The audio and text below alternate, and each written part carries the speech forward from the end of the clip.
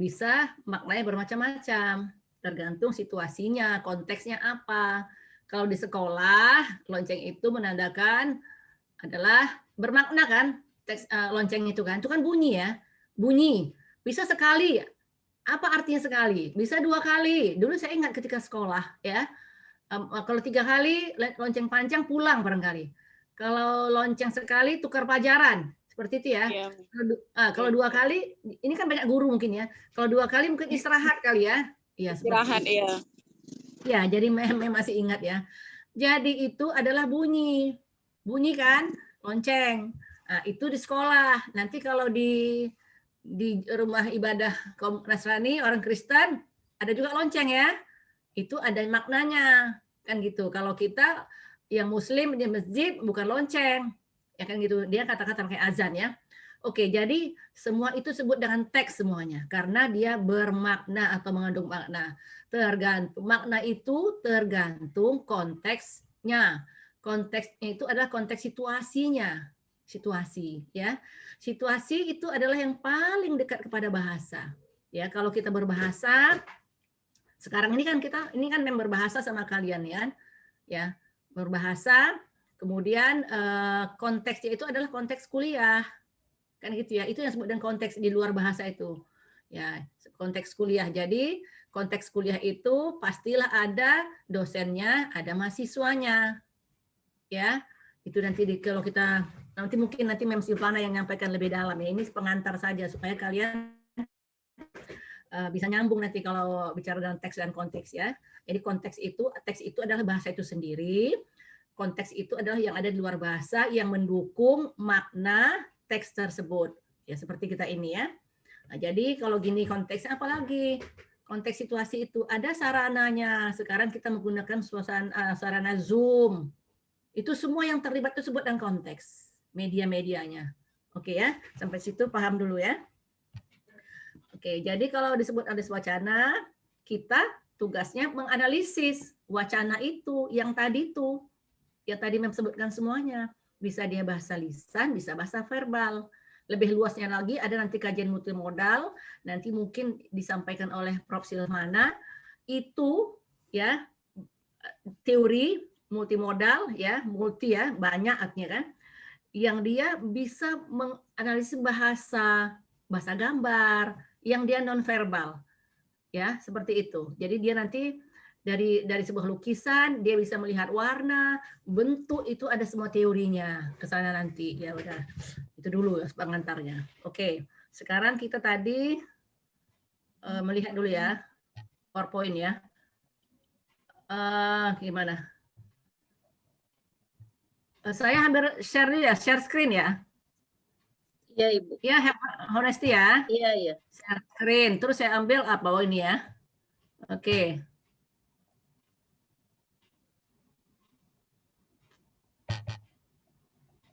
Udah nampak? Lagi berjalan, Ibu. Oke. Oke. Udah nampak ya? Gininya udah bisa ya? Oke. Jadi, di dalam belajar bahasa tentu ada teori ya. Teori linguistik namanya. Ya, linguistik. Jadi, linguistik ini, teori linguistik atau teori bahasa ini kan memiliki ahli. Linguistik itu nggak lahir dengan sendiri, tentu ada orang pintar yang mengkaji bahasa yang disebut dengan linguis, ya. Maka berdasarkan fenomena kebahasaan yang digunakan oleh penuturnya, maka dikajilah bahasa kita oleh para linguistik terdahulu ya. Kebetulan setelah dia mengadakan penelitian cocok itu ternyata jadilah dia sebuah teori ya. Nanti kelompok lain membentuk lagi komunitas mengkaji lagi tentang bahasa, lahir lagi teori. Misalnya teori apa? Teori fonologi tentang bunyi-bunyi, morfologi tentang pembentukan kata, gitu kan, sintaksis tentang susunan kata, kemudian semantik tentang arti kata, pragmatik tentang makna sesuai konteks, dan teruslah berkembang sampai ke tata bahasa fungsional. Terus berkembang ya, seperti itu ya. Oke, jadi di layar ada pendekatan adalah keyakinan para ahli bahasa itu ya, berdasarkan sudut pandangnya. Ya, jadi ada pendekatan yang disebut dengan logis filosofis dan deskriptif etnografi. Ya, jadi logis filosofis ini, ya, di sini pendekatannya ini pendekatan logis filosofis. Mereka memandang bahwa bahasa itu dikaji dari bentuk atau form ke arti atau meaning, ya, bentuk ke arti. Siapakah yang disebut dengan mereka dengan kelompok ini disebut dengan kelompok formal, ya. Mereka memandang bahasa itu sudah bersifat formal. Dia adapun teori-teori yang terkait dengan ini yaitu fonologi, morfologi, sintaksis. Setelah ini ada bentuk, ini bentuk namanya, bentuknya fonologi, morfologi, sintaksis, barulah dia menuju ke arti. Bentuk dulu baru muncul arti, ya, meaning, ya gitu. Jadi grammar dulu baru dia arti, semantik.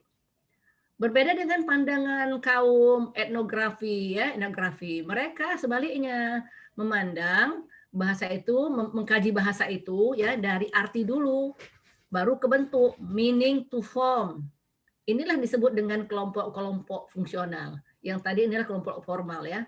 Formal itu termasuk tata bahasa tradisional, ya, kayak gitu, ya, tata bahasa struktural, ya, seperti itu. Nah, ini yang etnografik deskriptif adalah kaum yang berpandangan fungsional, ya, bahwa bahasa itu sangat fungsional. Nah, begitu maksudnya, ya.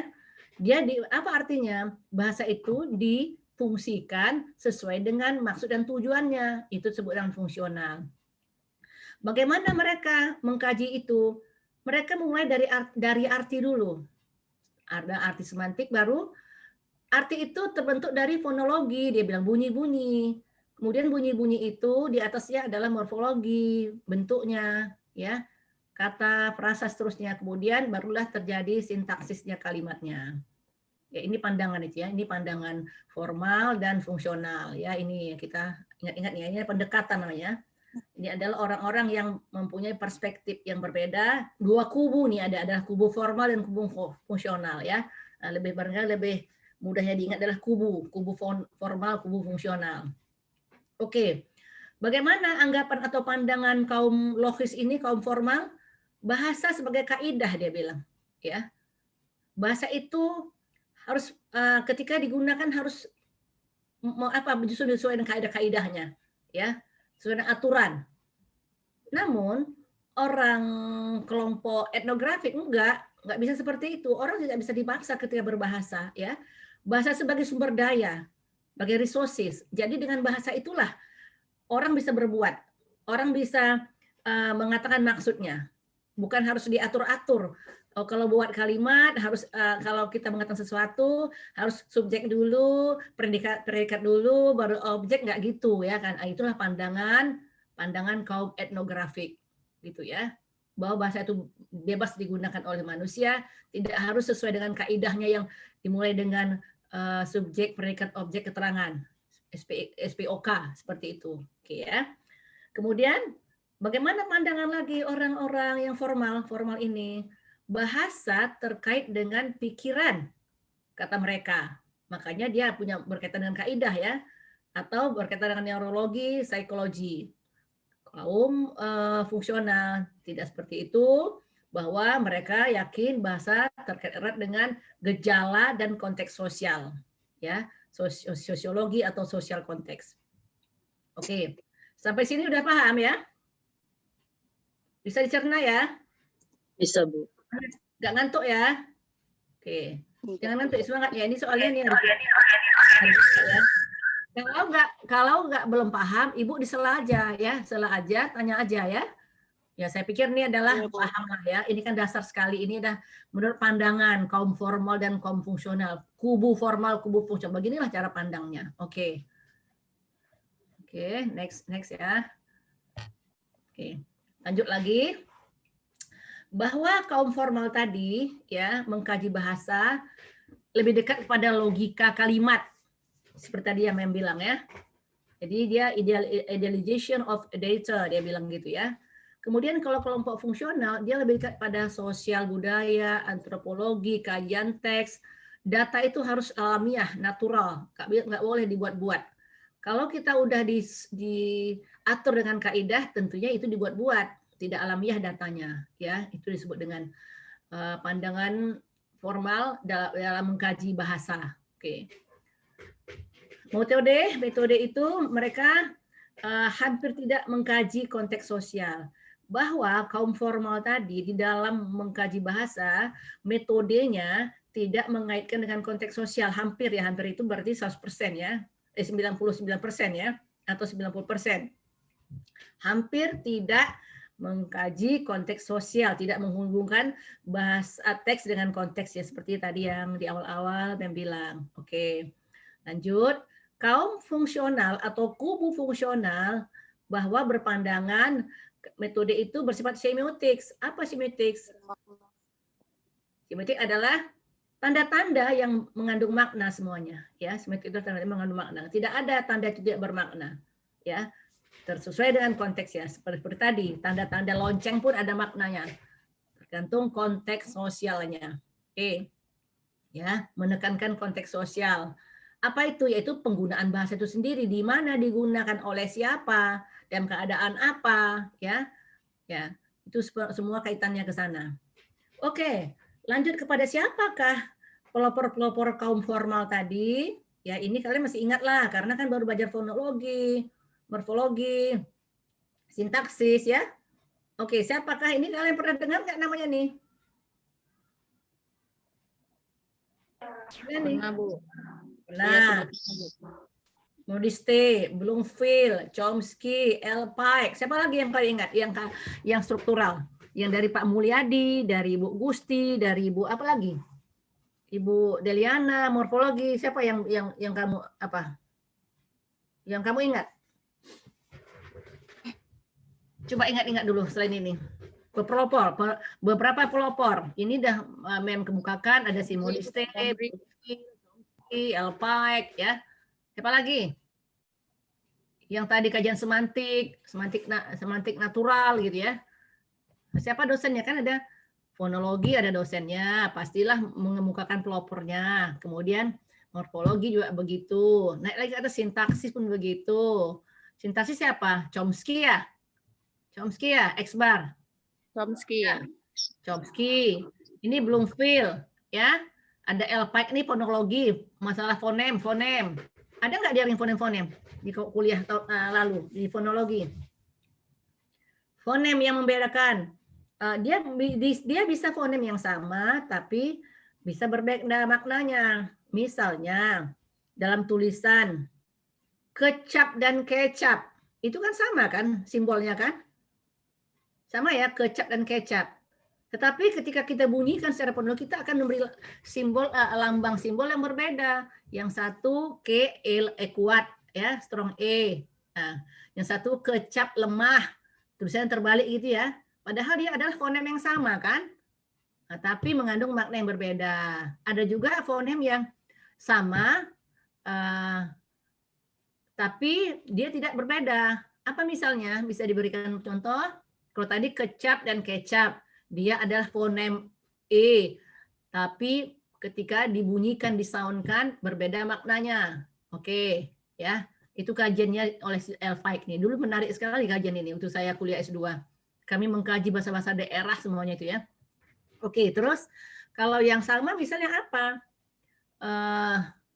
Gendang. Gendang misalnya. Kalau orang Batak bilang apa? Gendang. Kan gitu ya. Kan sama maksudnya kan? Cuma cara dialeknya saja. Ya seperti itu. Bahwa dia fonem yang sama dan artinya pun sama. Ya seperti itulah pelopor-pelopornya ini ya. Kalau belum feel kalian cari sendiri aja. Di internet ada semuanya ya. Modiste ada semuanya. Oke, ini beberapa yang dimunculkan. Nanti kalau kita berpanjang-panjang di sini nggak selesai karena pertemuan kita cuma 4 kali ya. Oke, kalau yang bagaimana siapakah pelopor apa namanya fungsional, tata bahasa fungsional? Dia Hemsleb, Bettisius, Ferd, Halliday, Martin, ya Bart, Egin, banyak sekali ya, banyak sekali ini semuanya. Ini hanya pengantar ya. Oke. Nanti kalian foto, kalian cari aja nanti di tokoh-tokoh ini. Jadi kalau kita belajar linguistik, kita harus tahu tokoh-tokohnya ya. Ini tokoh formal, ini tokoh formal struktural, ini tokoh fungsional gitulah. Ya, harus tahu lah kita. Jadi kita lihat aja di internet udah ada semuanya. Paling enak zaman sekarang untuk sekolah. Zaman mem dulu sekolah, aduh, di mana mau cari referensi? Nggak ada tahu. Kita harus kemana-mana untuk mencari buku. Pergi ke apa namanya nih? Perpustakaan wilayah, nggak ada buku itu, ya. Pergi kemana-mana nggak ada buku itu, di toko buku nggak ada. Kalau sekarang tinggal klik klik klik klik datanglah dia, asal tahu kata kunci aja, ya. Beruntunglah kalian anak milenial yang sekarang menikmati itu semuanya karena kemajuan teknologi, ya. Oke. Di manakah tradisi ini banyak terjadi, ya? Dia banyak di tradisi ini tadi, ya, orang-orang yang apa namanya formal, ya, teori formal tadi di Amerika. Ini banyak di Amerika. Nanti kalau kalian mengkaji tentang teori formal ya ke Amerika lah sebaik-baiknya. Dan kalau fungsional dia di Eropa dan Australia. Inilah gudang fungsional tadi, banyak sekali, ya. Itu hanya pengantar. Oke. Sekarang kita lihat, ya, perbedaan pandangan dalam contoh-contoh bahasa, ya, contoh bahasa dari kedua tokoh, pandangan tokoh tadi. Oke. Ini formal, ya, formal, fungsional. Formal bilang, buku saya, istri saya, hidung saya, semua dideskripsi dalam buku, istri, hidung adalah noun. Benar? Benar. Benar. Oke, kita diskusi. Ya, kita diskusi, ya, sifatnya jadi harus interaksi, ya, jangan biar nggak tidur, ya, biar nggak ngantuk, ya. Meskipun kalau ngomong sendiri ngantuk nanti pada tidur sendiri di kursi. Oke, saya semua ini adalah modifier, benar?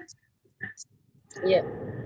Oke, buku saya, istri saya, hidung saya, semuanya ketika dianalisis, ya, deskripsikan dalam bentuk analisis kaidah-kaidah itu dalam kelompok noun dan modifier. Inilah pandangan kaum formal. Yang tokohnya tadi siapa tokohnya?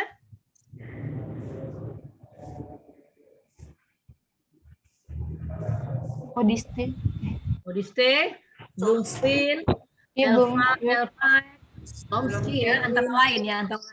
Jadi ingat, ya, inilah mereka, ya. Oke, bagaimana dengan pandangan fungsional? Bagaimanakah mereka mendeskripsikan suatu bahasa itu? Ada kalimat atau frasa, bagaimanakah mereka mendeskripsikan bahasa itu, kalimat itu atau frasa itu? Misalnya, buku saya, karena kaum fungsional bergerak dari meaning ke bentuk, maka meaning dulu, ya. Kalau tadi ini formal dari bentuk ke meaning, ya. Jadi kita fungsional dari meaning, ya. Buku saya kan milik, ya. Kenapa agak bising, ya? Mute kan aja, mute kan.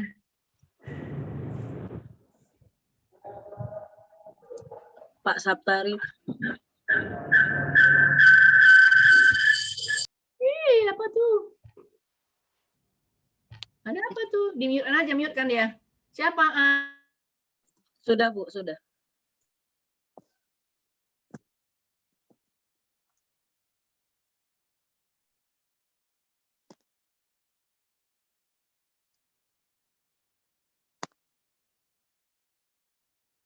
Bahasa dari meaning, buku saya itu arti milik saya.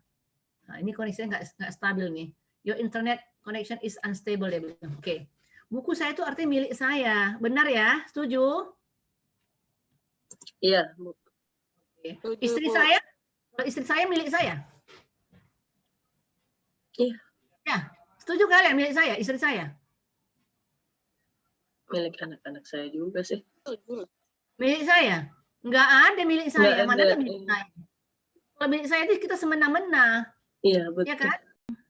Adik menyukai kucing, adik memanggil kucing, adik memerankan kucing, adik menirukan kucing, adik menyanyikan lagu nostalgia. Oke. Bagaimana cara tata bahasa formal mendeskripsikan klausa ini atau kalimat ini? Adik, adik, adik adalah subjek. Benar, ya? Setuju? Benar, Bu. Oke. Setuju. Memukul, menyukai, bla bla bla semua adalah verba. Begitu, ya? Oke, Ya, Bu. kucing, semuanya objek. Begitu ya. Ini adalah pandangan siapa? Pandangan kaum Formal. formal. Kaum fungsional berbeda, nggak seperti itu. Ya, memukul itu disebut dengan material. Nanti kalau kajian namanya nanti kita menggunakan teori linguistik fungsional sistemik ya. Dalam menganalisis teks atau wacana, kita nanti menggunakan teori linguistik fungsional sistemik yang dikemukakan oleh Halliday, M.A.K. Halliday ya. Halliday lah yang pertama sekali menemukan teori ini yang mengkaji tentang bahasa itu dimaknai sesuai dengan fungsinya ya. Oke. Jadi dia mengemukakan untuk verba, ini verba tadi nggak boleh sama karena verba itu atau predikator melakukan tindakan yang berbeda ya kan. Kalau memukul kan tindakannya ada actionnya kan, kalau menyukai ada action kan, perasaan ya kalau menyukai ya, benar. Oke, kalau memanggil kan dia verbal ya kan, verbal kan, memanggil. Nah, memerankan adalah memerankan berkaitan dengan sesuatu kan, kita disuruh untuk berperan, ada kaitannya dengan sesuatu ya. Oke, jadi memukul di sini disebut dengan proses. Nanti kalau verba itu dalam kajian formal disebut dengan proses dalam kajian fungsional ya. Proses itu istilahnya. Jadi dia setara sama sama tapi beda gitu, apa artinya? Serupa tapi tak sama. Serupa tapi tak sama, kira-kira gitu ya. Karena kalau di verba itu hanya satu aja, verba semuanya. Kalau di fungsional, verba itu atau proses itu disesuaikan dengan tindakan apa yang dilakukan subjek ya. Jadi memukul itu adalah proses material. Menyukai itu mental kita kaitannya ya, mental. Kemudian memanggil itu verbal, memanggil itu lewat ujaran tuturan ya. Memerankan itu sebutan relasional, ada hubungannya, relasi, terhubung ya. Relasional. Oke. Menidurkan itu adalah tidur, tingkah laku namanya, proses tingkah laku. Tingkah laku tidur ya, seperti menyanyikan di sini disebut juga dengan material ya, material. Range ini adalah nanti kita akan bicarakan range itu apa. Kalau sudah menyanyikan artinya ada lagunya gitu ya. Lagu ini disebut dengan range ya. Merokok udah pasti adalah cerutu ya. Merokok cerutu, merokok itu disebut merokok cerutu. Cerutu itu disebut dengan range ya, jangkauan istilah, jangkauan ya. Jadi seperti itu. Jadi kalian dari sekarang ya ingat-ingatlah, karena di kajian sistemik LFS Halliday ini banyak sekali istilah. Karena kenapa? Setiap istilah itu memiliki fungsi yang berbeda-beda sesuai dengan apa yang diperankan, apa aksinya. Ya, seperti itulah makanya diberi dengan label yang berbeda-beda. Oke. Ini kita bicara makna ya. Ada makna lagi nih. Nanti kalian beri pemahamannya. Bagaimana cara pandang kalian melihat kalau ada anak Siani, anak Siali, anak Emas, anak Medan, anak Posyandu, anak Susu Bendera, anak Bawang. Mbak, ini kita bicara tentang makna. Bagaimana kalian memandang makna ini? Ya, ingat ya, ini kita fungsional. Nah, bukan formal kita, ini bicara fungsional ya. Ingat konteksnya. Kalau kita ada teks ini namanya. Teks ini ada konteks ya. Di manakah dia? Tentu kita akan terhubung dengan konteks yang ada di luar teks itu atau bahasa itu. Oke, anak Siani apa?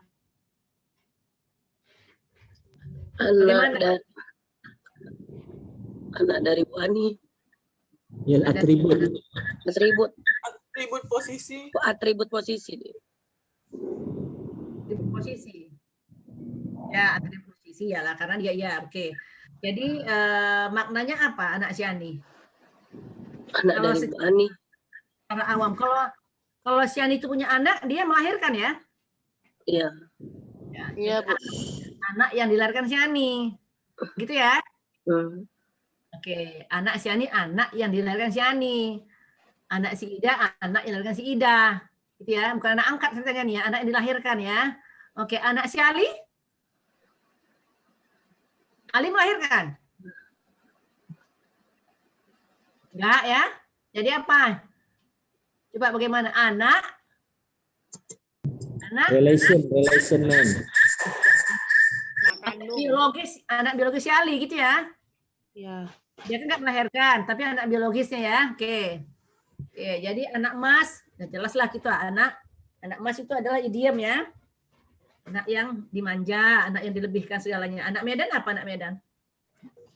Anak yang dilahirkan di orang Medan.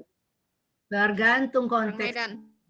Orang Medan, tergantung konteksnya. Oh jangan, dia anak Medan tuh misalnya. Tergantung kita tadi ngomong apa. Tergantung aja maknanya. Jadi yang konteks anak Medan.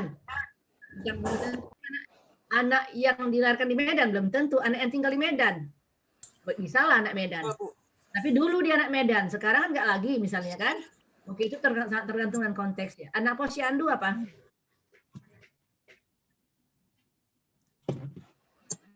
Anak posyandu.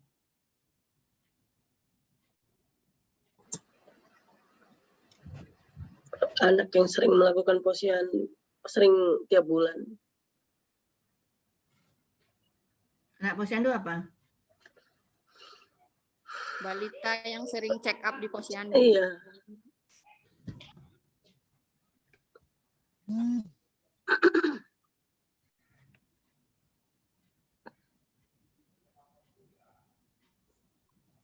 Ya, apa? Anak yang betul tadi, sedikit lagi. Balita yang sering melakukan check up atau cek ya setiap bulannya ke posyandu.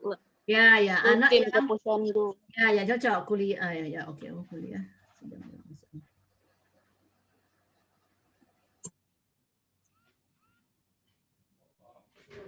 Ya, betul. Anak yang kesehatannya diperiksakan Selalu. Selalu, oke, berkaitan dengan kesehatan diperiksakan ke posyandu ya. Anak susu bendera, anak yang apa? Selalu minum Yang susu bendera. Ya, selalu susu bendera. Enggak ada susu lain mungkin. Oke, bukan anak ASI lain ya, minum susu ibu ya. Anak bawang ya. Bawang itu apa anak bawang? Anak terakhir. Anak bawang. Anak kecil ya anak.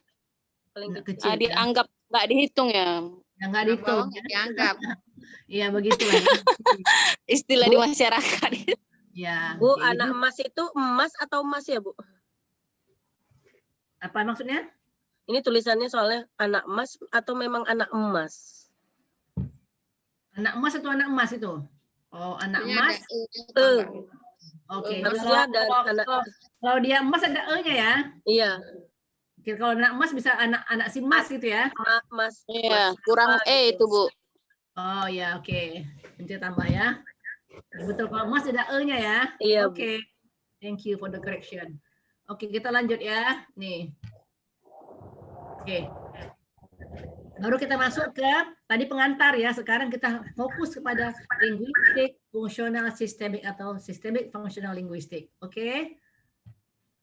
Apa fokusnya kajiannya pada teks? Tadi teks adalah yang tadi saya sebut ya. Boleh dari mulai font bunyi, kata sampai seterusnya, sampai buku ya.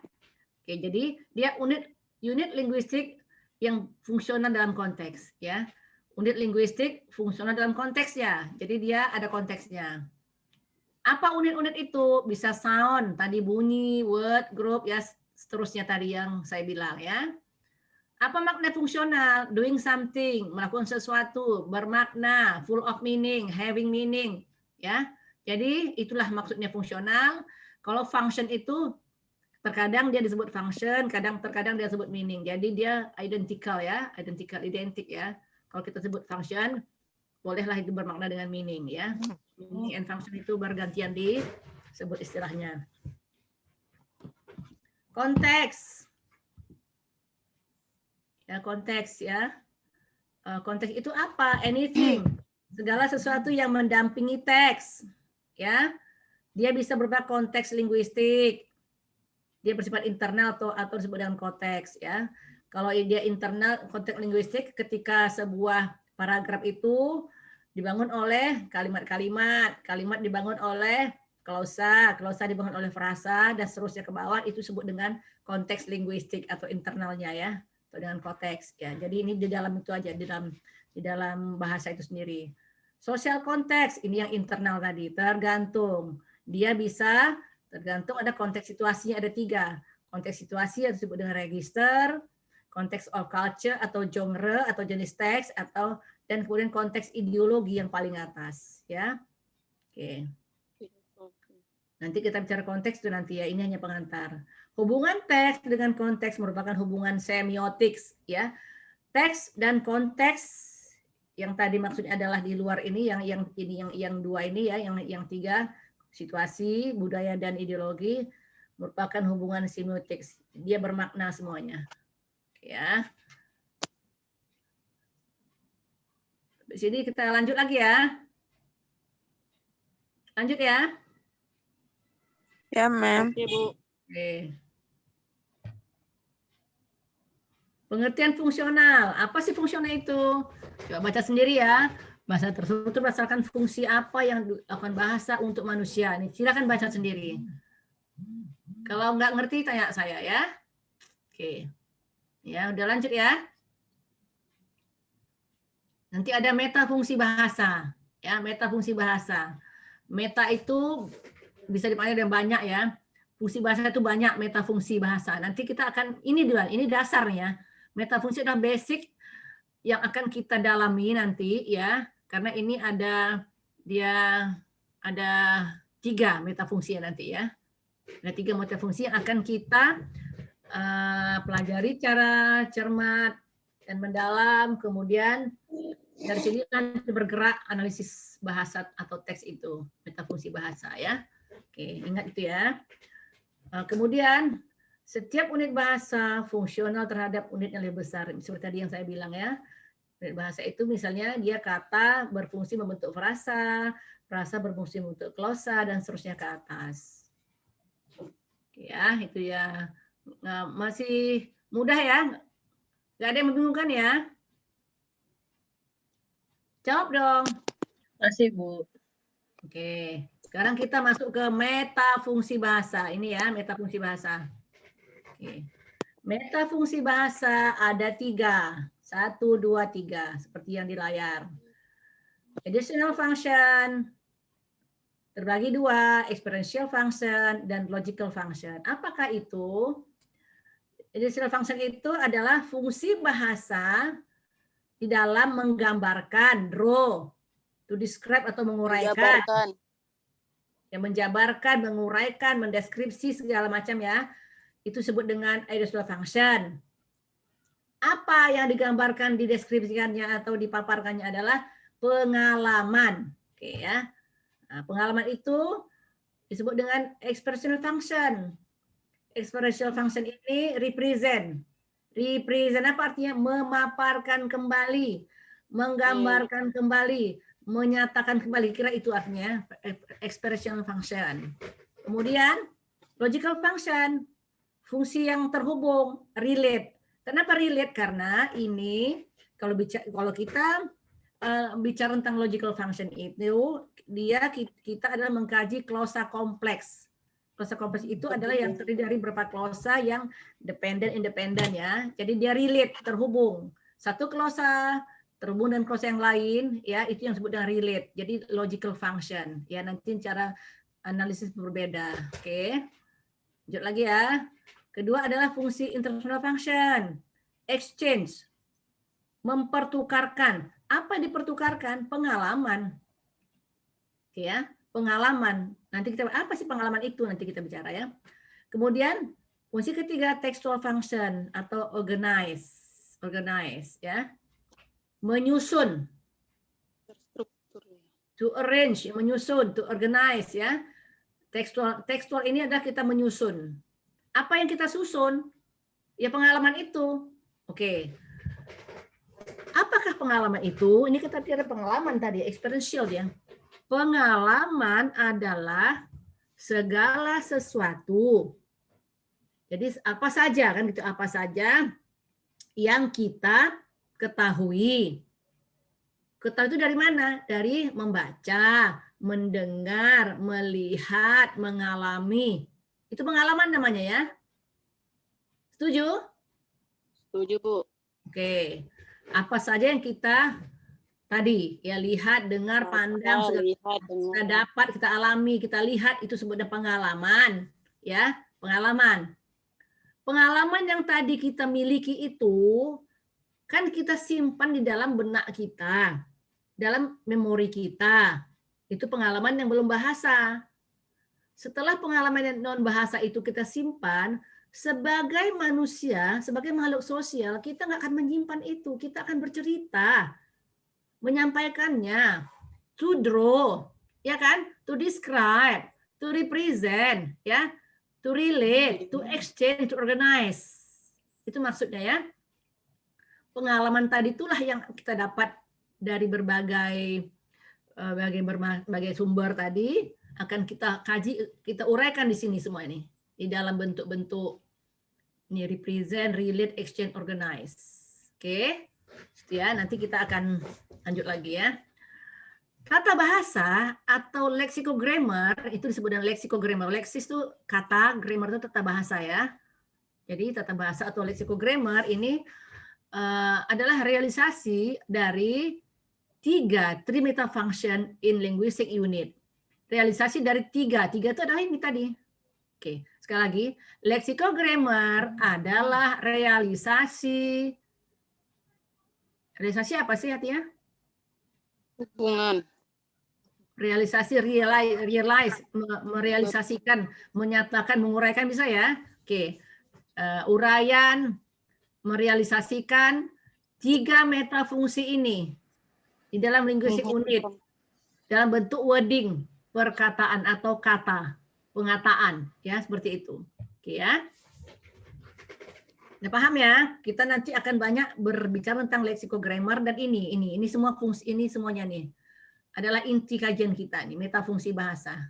Ini akan kita urai satu persatu nanti ini. Ya, oke. Kita lanjut lagi. Mana slide-nya ya? Fungsional metafungsi bahasa. Oke, ini. Kita masuk experiential function. Ya. Experiential function. Nanti Honesty ambil apanya ya? Honesty aja lah ya. Udah biasa mungkin apa screenshot-nya ya? Iya, sudah. Ini bukan mengecilkan Fahmi ya, Fahmi. Mana Fahminya? Iya, Mem. Atau Fahmi juga boleh. Ya, buatkan laporan ya. Karena nanti kita akan mengirimkan screenshot kita ke Prodi. Ya. Ya, biasanya emang Kak Honesty. Kak Honesty. Oh iya. Iya. Oh, iya. Enak kali Fahmi ini ya. Udah punya sekretaris, masih mahasiswa. Ini sih kelas kok ya. Oke. Apa-apa lanjut ini bercanda. Tadi ya, yang tadi metafungsi kita kupas satu persatu nih sekarang ini. Kita masih ada waktu ya, Honesty? Masih, Bu. Masih ya, oke. Ini tadi ada experiential function. Bagaimana dia memandang glosa? Jadi inti kajian dalam linguistik fungsional sistemik itu adalah glosa. Oke ya, glosa bukan sentence, karena kalau sentence dia bisa terdiri dari banyak glosa. Setuju?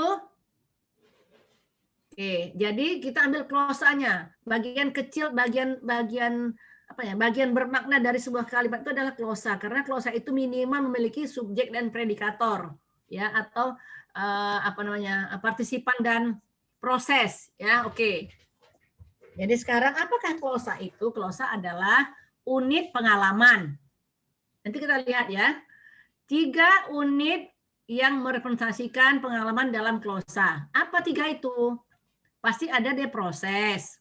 Ya, 3 itu adalah glosa itu terdiri dari proses, partisipan, circumstance. Sekali lagi, glosa sebagai unit experience, sebagai unit pengalaman terdiri dari 3 elemen, yaitu proses, partisipan, dan circumstance. Ya, proses partisipan itu bersifat wajib atau obligatory. Partisipan itu bisa implisit, ya, implisit karena dia tidak kelihatan, ya, tidak kelihatan, disembunyikan.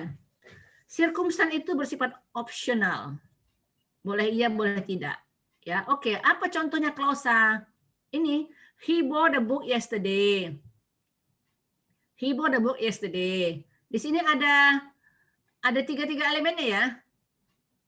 Ada sini, udah kenal kalian belum? Proses tadi apa Mem bilang? Proses setara dengan apa tadi? Ayo. Proses setara dengan apa tadi Mem bilang? Verba. Jadi sini mana prosesnya? Book. Oke. Partisipan setara dengan subjek dan Subjek. subjek dan objek ya. Jadi sini ada partisipannya adalah he dan book. Sirkumstan yang mana? Yesterday. Oke, sirkumstan waktu. Keterangan, sama dengan keterangan ya. Ini adalah verba. Ini adalah subjek dan objek. Nah, sirkumstan itu keterangan. Mudah ya? Mudah kok. Hanya ada istilahnya yang berbeda ya, supaya kita nggak bingung. Hanya istilahnya aja karena seperti tadi Ibu bilang, kalau sistemik ini banyak istilah. Ya, padahal itu juga yang maksudnya. Begitulah pintarnya linguistik itu mengkaji bahasa itu. Terus mengadakan kajian-kajian tentang bahasa. Nggak puas mereka dengan teori yang ada. Nggak cukup ini teori formal. Tidak bisa analisis sampai mendalam. Maka dibuat lagi teori baru sesuai dengan ilmu mereka karena bahasa itu bersifat fungsional. Oke ya. Sampai sini aman? Aman, Bu. Oke, hibur ya. Tadinya. Oke, ini. Jadi ini kita bicara proses dulu ya. Proses satu persatu kita kupas ya. Proses. Proses itu adalah inti pengalaman. Atomiknya dia atau sistem atom, sistem solarnya dia, ya. Kalau nggak ada proses nggak hidup sebuah klosa itu. Nggak ada, bukan klosa namanya. Kalau tidak ada proses. Benar nggak? Kalau nggak ada verba, apa artinya? Itu bukan klosa, itu hanya frasa atau kata. Minimal klosa terdiri subjek dan predikator. Oke. Dengan proses ini, proses bisa menarik atau mengikat partisipan. Ya, partisipannya diikatnya. Yang disebut dengan valensi. Pernah belajar valensi? Misalnya, valensi ada valen. Rain, snow. It rains, it snows. Seperti itu ya.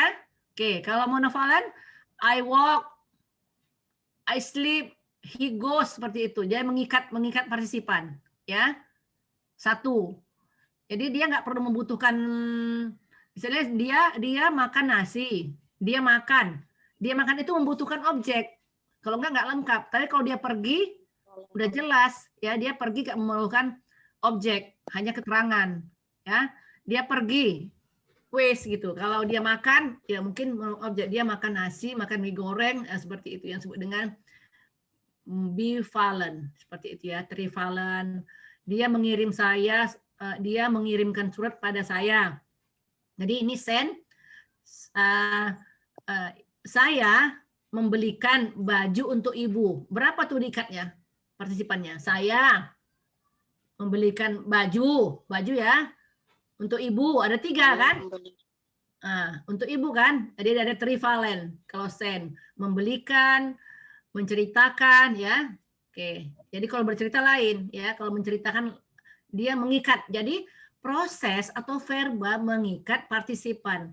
Seberapa banyak partisipan itu bisa diikatnya tergantung dengan verbanya atau prosesnya. Oke. He made me a box for pleasure. Ya, ini ya, seperti ini ya. Oke. Sirkumstan itu tidak dibangun oleh proses. Dia optional tadi seperti yang Mem bilang. Oke ya. Lanjut lagi, tipe proses ya. Ini proses ada banyak ya macamnya. Sekarang tipe proses. Tipe proses, dia ada material.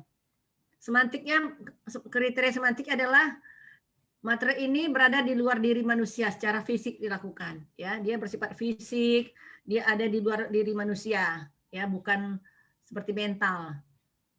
Kriteria sintaksisnya, dia bentuk verba yang bisa ditambah ing. Ya, kalau itu sebenarnya material, running, walking, writing, doing, see, apalagi ya. Jadi bisa dia dimaterialkan, dia ditambah ing. Itu ciri-cirinya. Ciri-cirinya 1 ya. Oke, working ya, studying, seperti itu ya. Oke, mental, proses mental ada dalam diri manusia, inside human being. Dia biasa tidak bisa di verb in-kan, ya kan?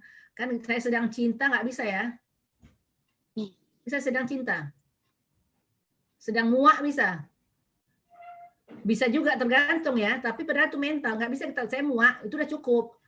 Ya, nggak bisa kita bilang sedang muak, aku sedang muak gitu nggak. Sebenarnya itu adalah penggunaan bahasa yang salah, tapi itu terjadi ya di masyarakat, terjadi ya, bukan nggak terjadi, begitulah orang berbahasa ya. Oke, baru ini ada 2 ya. Ini ciri-ciri tipe proses mental, material mental, ini sifatnya bagaimana nih maknanya ya. Lantas apa yang ketiga? Tadi ada 6 nih ya. 3 apa? Kita lanjut ke 3. 3. Oh, oke. Mental itu adalah bersifat psikologi tadi ya. Dia bisa terbagi 3. Mental kognisi, mental afeksi, mental persepsi. Nanti kalian rujuk. Lupa saya ya. Saya belum memberi buku tadi. Udah dikasih ya? Share buku ya, Hanesti ya? Sudah, Bu. Nah, sama teman-teman. Jadi kalian download ya. Ini bisa menjadi apa ya? Buku ini menjadi referensi kita. Jadi apa yang saya sampaikan sekarang ini untuk lebih memahaminya, lihat buku ini. Ya, lihat buku ini ada di bab berapa ya? Yang bicara sekarang ini proses ya, itu ada di bentar ya, di bab 5 nanti itu dia. Ya, bab 5. Representing the world. The experiential meta function di sini di buku ini. Ya, nanti lihat ya. Oke, ini saya antarkan dulu supaya nanti bisa terhubung ke sana. Jadi kalian ketika membaca buku udah kenal gitu ya. Jadi kalau kita udah kenal apa kalau udah kenal dulu terus apa? Kenal, suka gitu ya. Sayang. Nah, cinta, suka. Ya, kalau kita memang udah seperti itu pasti kita akan terus belajar ya. Oke, jadi kenal dulu. Iya, Ini Bu. mengenalkan sama kalian dulu ya. Oke. Kemudian mental ya, mental kognisi. Apa misalnya? Oke, jadi begini, ini hanya ada 3. Kalau dalam buku Halliday atau nanti buku ini saya belum lihat berapa, sebenarnya ada 4 ya. Ada 4. Oke, kita bicara 3 dulu ya. Apakah mental kognisi itu? Contohnya, misalnya tahu. Kognisi itu apa kognisi? Sini kita ya. Kognisi, kognitif. Berkaitan dengan Pengetahuan. pengetahuan ya, pengetahuan. I know. Saya tahu. Saya tahu itu berkaitan dengan kognisi. I realize, saya menyadari.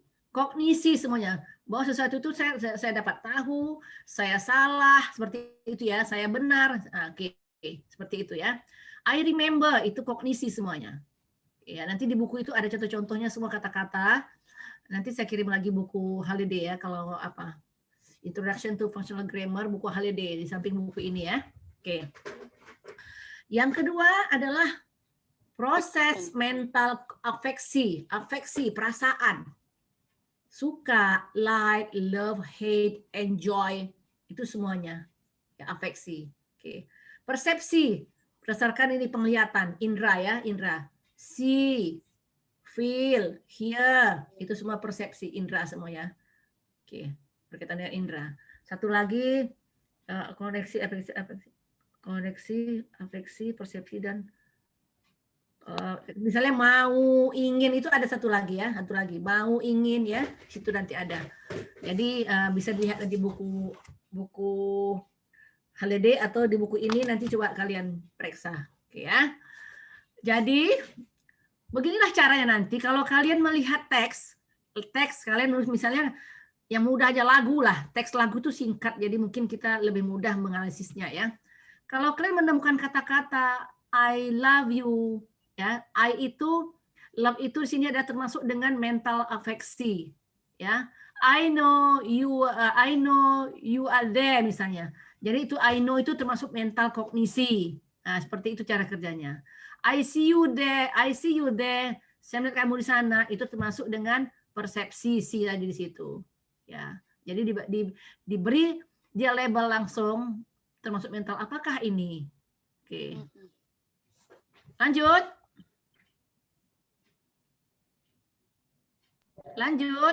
Iya, Bu. Oke. Nanti kita ya, ini dia mental, apalagi ya ini mental. Ini apakah sama atau ini ya? Oke. Ini adalah yang ketiga, tipe relasional. Relasional ya, misalnya dia ada 3 juga, identifikasi, atribusi, dan possession ya. Jadi misalnya nanti ada dia noun diikuti oleh be, diikuti oleh noun. Misalnya Medan, ibu kota Sumatera Utara, ya noun diikuti be. Medan adalah ibu kota Propsu misalnya, ya. Jadi itu disebut dengan identifikasi. Ya, kenapa identifikasi? Karena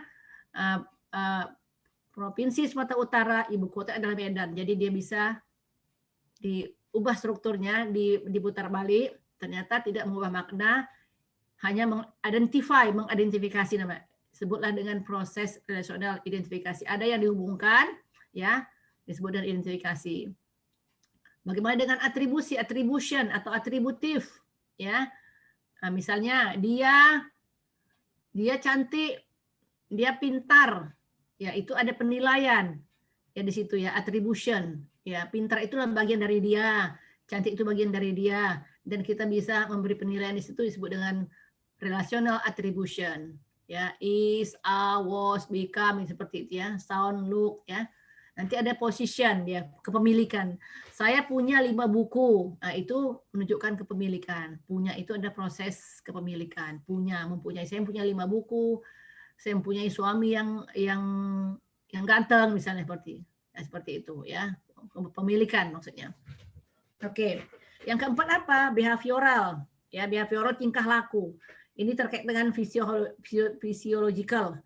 Ya, tersenyum, tertawa, membungkuk ya. Termasuk juga daya di sini ya, termasuk dia behavioral di situ ya. Nah, jadi memang kadang-kadang untuk menentukan sebuah jenis proses itu kita harus banyak-banyak berlatih, banyak merujuk-rujuk buku ya, membaca artikel supaya lebih mantap cara kerja kita ketika menganalisis ya. Oke, ini behavioral. Apa yang selanjutnya ada yang kelima ya, 5 ini verbal. Tipe proses yang kelima verbal, dia berupa informasi ya. Partisipannya bisa manusia dan bukan manusia ya. Bahwa glosa ini banyak yang glosa-glosa yang he said that ya. I told you that ya, saya bertanya, seperti ini nanti dia. Jadi verbal yang berkaitan dengan mengatakan, bertanya, memberi order, menyuruh, mengumumkan ya, berupa verbal. Kemudian terakhir ada yang keenam, eksistensial atau wujud ya, wujud disebut dengan existence of entity, keberadaan wujud ya, perwujudan. Misalnya ada 18 mahasiswa mengikuti kuliah Zoom hari ini. Menunjukkan ada eksistensi ya, keberadaan ya. Ada 4 mahasiswa berada di ruangan sebelah misalnya, seperti itu. Ya, jadi ini tipe-tipe proses. Oke. Ya, jadi ini kita lanjut lagi. Label. Ya, label partisipan ya. Setelah kita tahu ada prosesnya, proses itu mengikat partisipan. Ya, apa? Kalau material itu memerlukan partisipan 2. Dia memukul kucing. Misalnya ya, dianya aktor. Partisipan 1 dia ya. 2-nya apa? Kucing. Goal, disebut dengan goal. Targetnya ya disebut dengan goal ya. Material memerlukan 2 partisipan, 1 dan 2, aktor dan goal. Sensor disebut dengan dia mental, partisipannya adalah disebut dengan sensor, pengindra sensor yang merasakan atau yang mengindra itu, atau pengindra ya. Partisipan 2-nya disebut dengan fenomenon. Ini istilah yang diusulkan oleh Halliday, kita tidak boleh menukar-nukarnya ya. Ini adalah istilah dia ya. Hanya mungkin mengartikan dalam bentuk bahasa Indonesia ya, atau bahasa yang lain seperti itu. Ketiga, proses rasional itu ada tadi yang 3 saya bilang ya. Ini identifikasi, atribusi dan posisi, memiliki partisipan, token dan value untuk ini ya, identifikasi, carrier dan atribut ya untuk attribution, dan processor dan processes, pemilik dan kepemilikan. Ini carrier apa carrier? Penyandang ya, penyandang yang disandang seperti itu ya. Ya, carrier penyandang yang disandang atribut. Ini bentuk dan nilai seperti itu ya, token and nilai gitu ya, token and value. Kalau kita mengartikannya dalam bahasa yang lebih kita mudah ingat ya. Oke, ini adalah label nama-nama partisipan karena proses mengikat partisipan. Berapa partisipan yang diikatnya? Kalau ini ada 2 ya, seperti itu ya. Oke, nanti ada yang 1 ya. Oke, label of participant.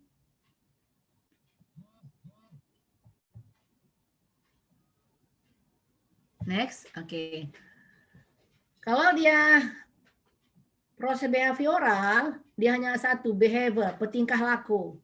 Dia tidak memerlukan partisipan 2, ya. Oke, dia tidur, dia tertidur seperti itu ya, hanya 1 aja partisipannya. Proses ini hanya mengikat 1 partisipan. Verbal, ada 2, verbal.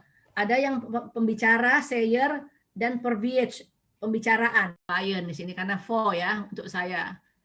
Oke. Seperti ini ya, bisa dibaca ya.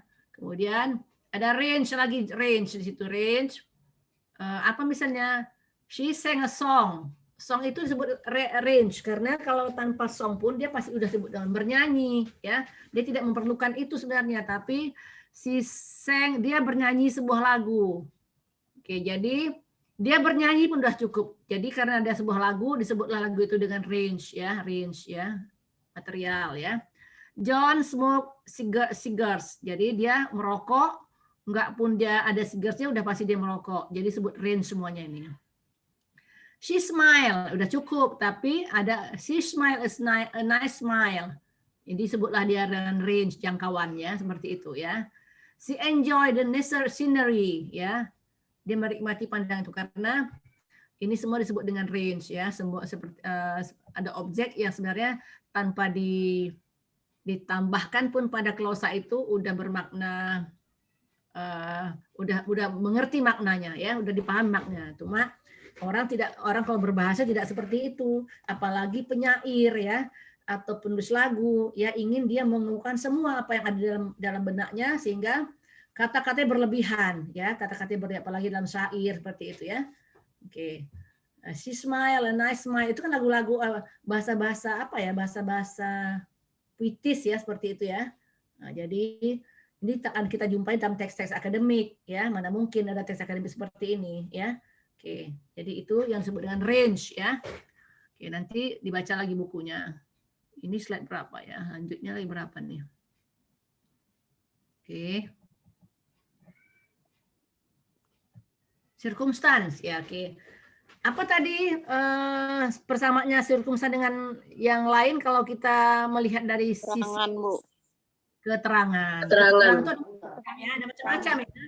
Keterangan waktu, keterangan tempat, keterangan lagi ya. Kalau di dalam tradisionalnya ada keterangan. Kalau ini ada 9 jenisnya. Ya, dia ada waktu. Misalnya for how long? For 3 hours. Itu dia sebut dengan extend ya, keterangan waktu semuanya. Spesial di mana? How far? Ya, spesial ya, keterangan waktu jarak ya. 6 mile misalnya seperti itu. Kemudian apalagi lokasi, when, where ya. Jadi lokasi ada 2, menyatakan tempo, kapan dan tempat di mana. Ya, di gedung, di Zoom link ya. Kita kuliah di room link ya, Zoom gitu ya, seperti itu ya. Manner, itu manner adalah cara. Circumstance cara. How, bagaimana dilakukan? He runs quickly. Ya, itu very seperti ini, very quickly ya. Caranya ada cepat ya. Kemudian menyebabkan ada penyebab. Why? Because of rain, because of the rain, for better result seperti itu ya. Because I love you, because I hate you, itu namanya sebab semuanya ya. Sebab itu adalah disebut dengan circumstance, sebab. Jadi kalau nanti ketemu ada because itu adalah disebut dengan sebab, ada indikatornya semuanya ya. Oke, lanjut lagi. Ini ya. Ini ya, kontingensi istilahnya. Ya, misalnya ketiadaan apa, in what circumstances ya, itu nanti ya. Dalam keadaan hujan ya. Dan bahkan hujan seperti itulah. Jadi dia di situ nanti di buku ada dia circumstance macam-macam. Ini peran ya, sebagai apa gitu ya. Kemudian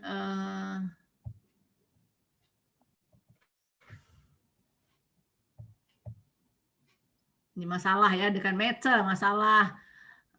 What about, tentang apa? We talk about apa? We talk about demokrasi misalnya. We talk about corruption, seperti ya, tentang apa yang dibicarakan. Itu disebut dengan matter. The company together with ya, saya pergi ke pasar dengan ibu, saya pergi ke pasar dengan teman ya, seperti itu. Dengan itu menunjukkan accompaniment ya.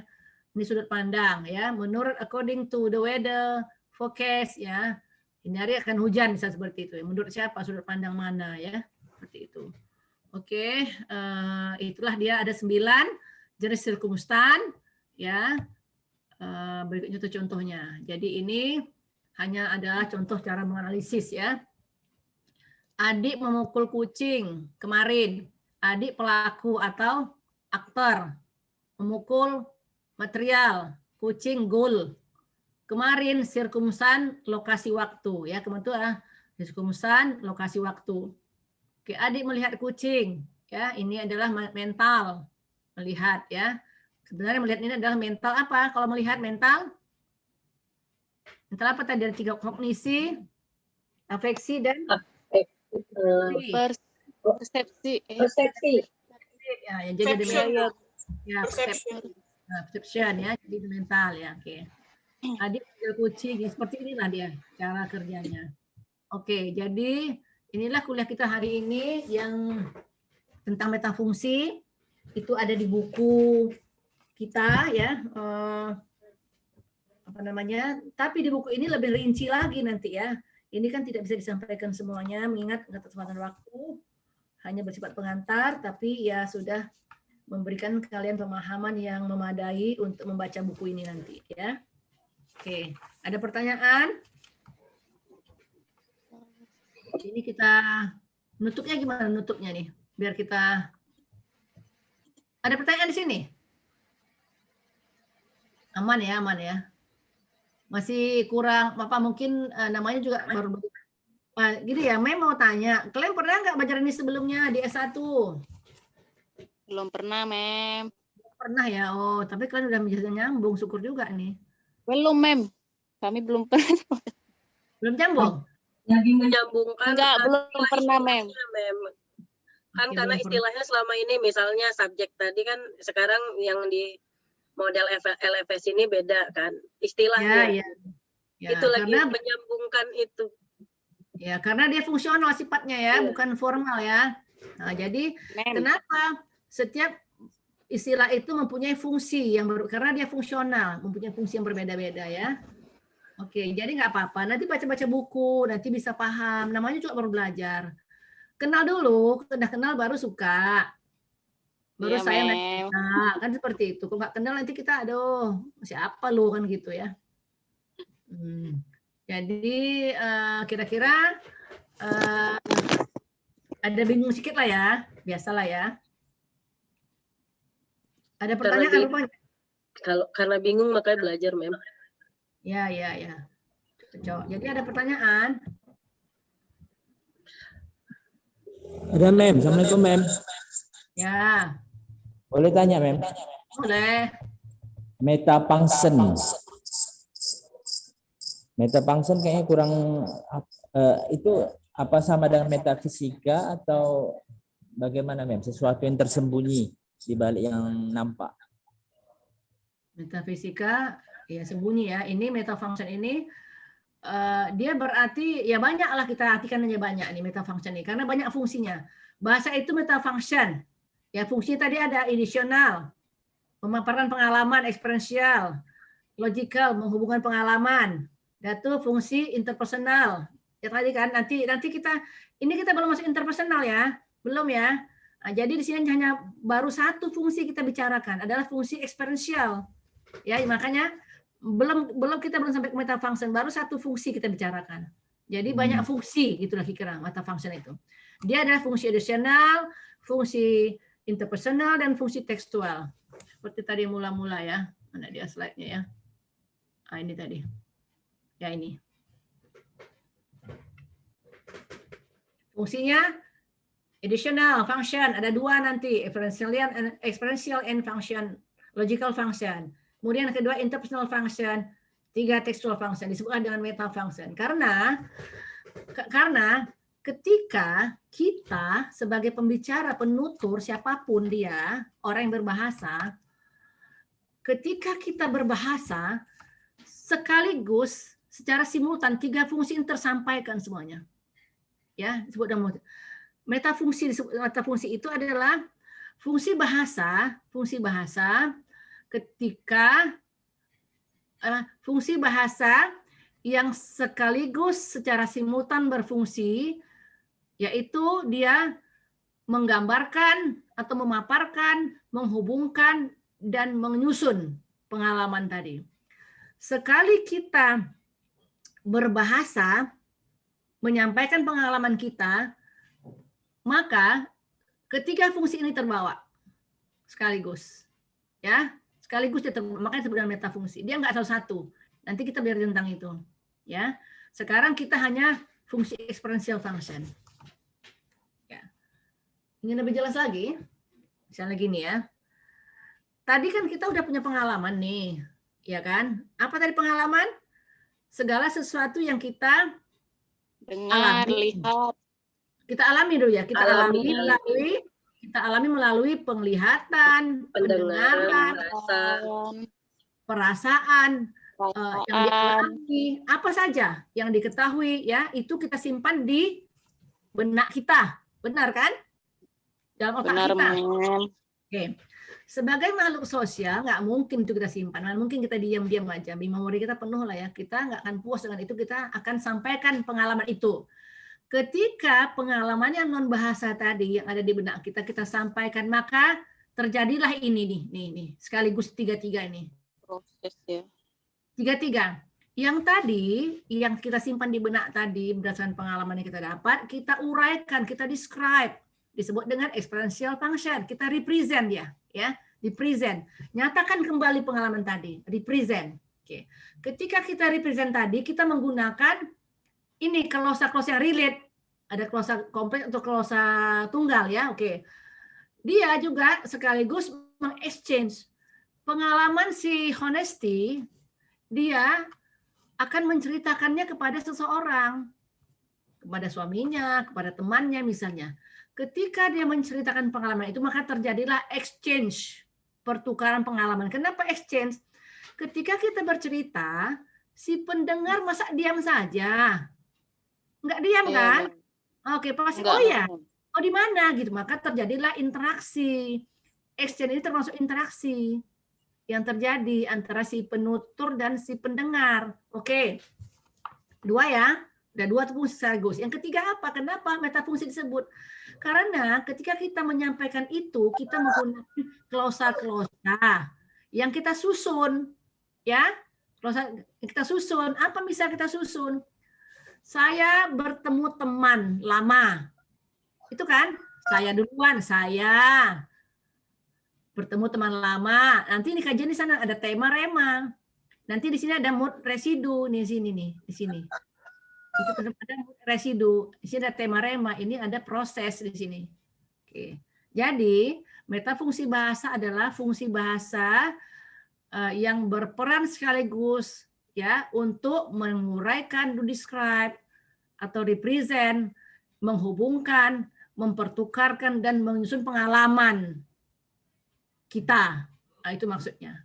Dia nggak sendiri-sendiri. Oke. Oke, Mem. Jadi tadi sekali lagi. Once again, supaya lebih paham, saya punya pengalaman, ya. misalnya bertemu dengan teman lama nih tadi misalnya, saya simpan aja di benak saya. Ketika jumpa Anesti, saya bilang, Anesti tadi mem jumpa teman lama, udah terjadilah ini dia, ini ya differential function. Pengalaman saya sampaikan pada Anesti, ini dia differential function, represent, menyampaikan kembali pengalaman. Kemudian terjadilah ini. Kenapa disebut logical function? Dia boleh dalam bentuk klosa, tunggal atau klosa kompleks, ya itu hanya bentuk saja. Kemudian di situ ada interpersonal function. Si Honesty nggak mungkin diam aja kalau mem ngomong sama dia pasti nyambut. Maka terjadilah interpersonal function.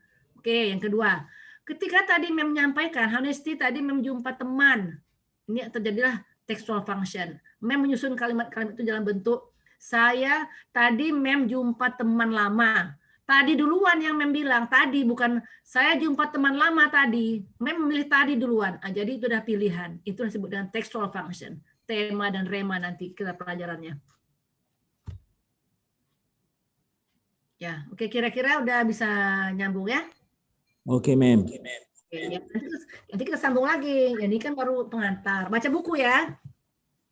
Yap. Baca buku. Terus banyak sekali loh yang dia apa. Kalau kalian mengambil dari YouTube juga ada, internet ya. Gampang kok ini ya. Semua bisa ada ini. Ini kan terbuka semuanya. Teknologi nggak ada yang simpan-simpan. Jadi kita lebih mudah untuk belajar. Oke. Sekarang gimana? Izin saya foto semuanya, Mem. Mohon Ini cara nutupnya, Honesty. tutup di layar memnya saja, kan ada di atas. Oke. Udah. Oke, teman-teman boleh buka semua kameranya. Udah mau habis loh ini. Udah cepat. Udah mau habis loh. Enggak masih ada, Mem. Oh, masih ada. Oke. Oke ya. Oke. Bentar ya. Bentar. Aduh, ayam siapa? Oke. Masih bangun tidur loh. Oke. Agung boleh sebentar, Gung? Atau saya tutup aja? Ya karena lagi tatap muka ya. Ini siapa yang tertutup ini apanya kameranya ini? Pak Saptari ada 2, Sera ada 2. Mem. Mungkin Saya sound saja, nggak apa-apa. Yang satu sudah terbuka, Bu. Oke. Oke, Agung saja ya, nggak apa-apa ya, karena dia lagi di kelas katanya, sambil dengerin. Baik, 1, 2, sebentar.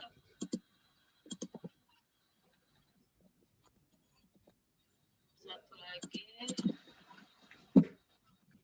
Satu layar ya? Satu screen. Satu layar. Satu. Cukup ya. Oke. Sebentar. Satu lagi, maaf ya.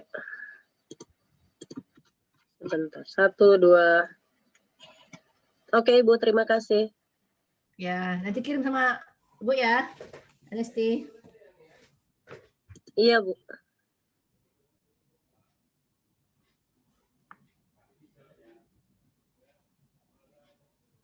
Oke, jadi kuliah kita berakhir ya di sini ya. Kayaknya waktunya udah pas ya. Iya, pas 9.40. Memang ada kelas di S1 tau, curi-curi apa lah. Oke, nanti kirim ya biar apa ya, gambarnya apanya ya, Anesti ya. Iya, Bu. Oke, kayaknya kita nggak usah punya grup aja, nanti banyak kali grup ya lewat Komting atau Anesti aja lah ya infonya ya. Boleh.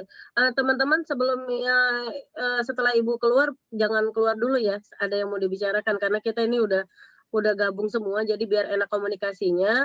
Mohon kita nanti bicara sebentar ya. Terima kasih. Jadi gini ya. Jadi kan itu ada buku itu kan panjang tuh. Jadi kan bikin grup aja, grup diskusi ya, supaya nanti bisa lebih mudah memahami, bisa presentasi grup-grup aja gitu ya. Kalian bagi ya. Oke, jadi Mem live ya. Iya. Terima kasih, Bu. Assalamualaikum. Ya. Waalaikumsalam warahmatullahi wabarakatuh. Waalaikumsalam. Terima kasih, Mem. Waalaikumsalam.